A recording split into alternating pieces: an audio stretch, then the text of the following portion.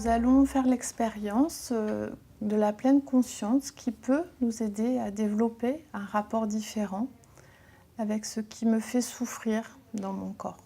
Que se passe-t-il en moi en ce moment ? Comment lutter contre la douleur chronique et l'anxiété chez l'enfant et l'adolescent ? Que faire quand aucun traitement médicamenteux n'est efficace ?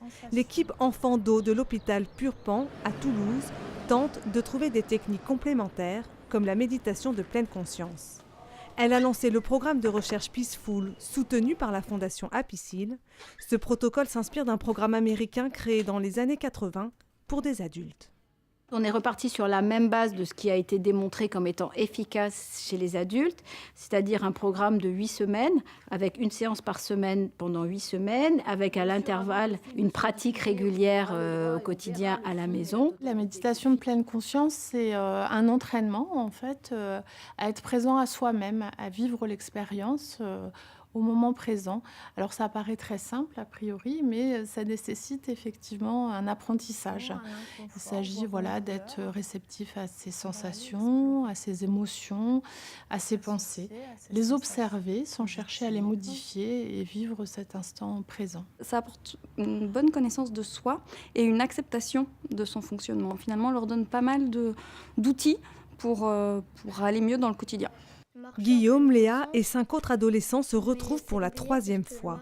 Ils souffrent de douleurs chroniques ou d'hyperanxiété, un handicap au quotidien. J'ai besoin de canaliser mes émotions pour pas avoir des réactions trop impulsives et arriver à gérer mes douleurs. Je sais qu'on ne peut pas totalement guérir, mais essayer de justement contrôler les émotions comme le stress ou pouvoir gérer en fait les situations où j'ai mal quand je ressens ces douleurs physiques et morales aussi. À chaque séance, c'est le même rituel.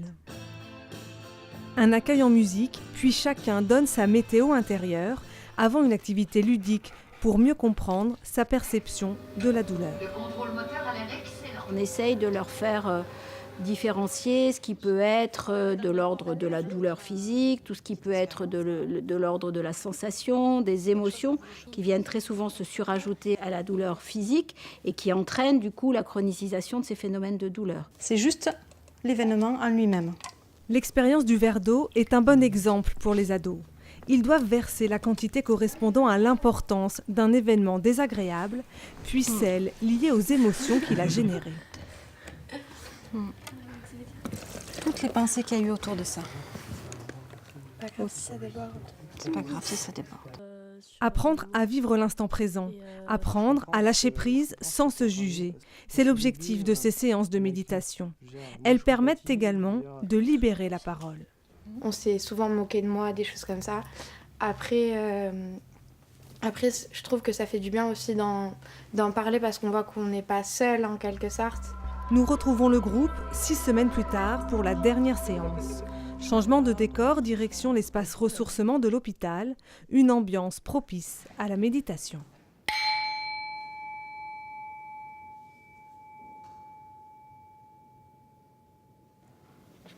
Puis vient l'heure du bilan.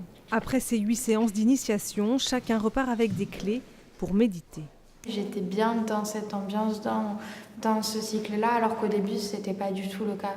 Quand je suis venu ici, je me suis dit, mon but, ça va être de pouvoir gérer les émotions. Et finalement, on a travaillé ça pendant toutes les séances. La confiance en soi aussi.